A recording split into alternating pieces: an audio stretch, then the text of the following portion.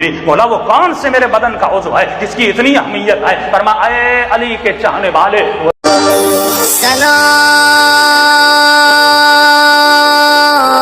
عزیز خدا،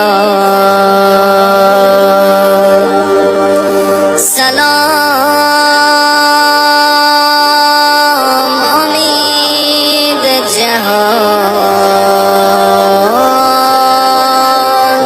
بولا وہ کون سے میرے بدن کا عضو ہے جس کی اتنی اہمیت ہے؟ فرمایا اے علی کے چاہنے والے، وہ زبان ہے۔ اگر تم زبان پر کنٹرول کرو گے جھگڑے ختم ہو جائیں گے۔ 18 گناہان کبیرہ زبان سے ہوتے ہیں، 9 گناہان صغیرہ زبان سے ہوتے ہیں۔ شرک انسان زبان سے کرتا ہے، کفر انسان زبان سے بکتا ہے، تہمت انسان زبان سے لگتا ہے، لوگوں کی عزتیں زبان سے پامال ہوتی ہیں، لوگوں میں جھگڑے زبان سے کرواتا ہے، میاں بیوی میں طلاقیں زبان کی وجہ سے ہوتی ہیں، کسی کا قتل زبان کی وجہ سے ہو جاتا ہے، فتنے فسادات سارے اس کی جڑ کیا ہے؟ زبان کی وجہ سے ہے۔ پر میں جس کا اپنی زبان پر کنٹرول نہیں ہے یہ علی کا چاہنے والا نہیں ہو سکتا، یہ اللہ کی ولایت میں داخل ہونے کی قابلیت نہیں رکھتا۔ یہ زبان ہے جو انسان کو فسادی بناتی ہے، یہ زبان ہے جو انسان کو بدبخت بنا دیتی ہے۔ اگر تو زبان پر کنٹرول نہ کرے، اب مولا کے جملے سنیے، امام فرماتے بے وقوفوں کی کچھ نشانیاں ہیں۔ علی والا عقل مند ہوتا ہے، بے وقوف نہیں ہوتا۔ اگر عقل مند بننا ہے تو علی جیسی صفات کو پیدا کرنا ہوگا، ورنہ بے وقوف تو کائنات میں بہت گھوم رہے ہیں۔ دنیا کو دیکھ کر اپنے کردار کو نہ بنایا کرو، بلکہ علی کے کردار کو دیکھ کر اپنے کردار کو سنوارا کرو۔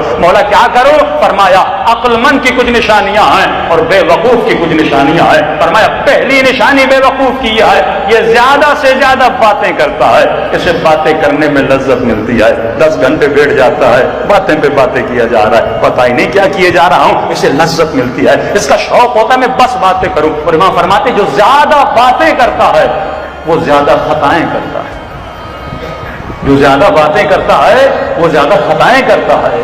اب خطا پہ خطا کرتا ہے اور اس کا ایک نتیجہ ہوتا ہے، جب زیادہ باتیں کرے گا زیادہ خطائیں کرے گا، اور جب زیادہ خطا کرتا ہے تو اس کے نتیجے میں یہ بے حیا بن جاتا ہے، حیا سے دور ہو جاتا ہے۔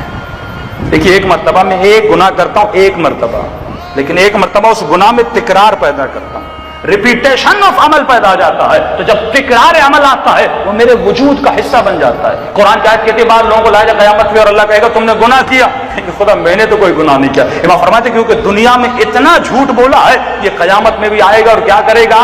جھوٹ بولے گا۔ تو تکرار عمل یعنی زیادہ گناہ کرے گا، زیادہ خطا کرے گا، اس کے نتیجے میں کیا ہو جائے گا؟ یہ بے حیا ہو جائے گا۔ اور مولا فرماتے ہیں جو بے حیا ہو جاتا ہے خدا اس کے وجود سے تقویٰ کو نکال دیتا ہے، اور جس کے وجود سے تقویٰ نکل جاتی ہے سب سے بڑا عذاب خدا یہ ہے، خدا اس کے دل کو مردہ بنا دیتا ہے، اور جب دل مردہ ہو جاتا ہے اب اس دل پر حسین کی باتوں کا اثر نہیں ہوتا۔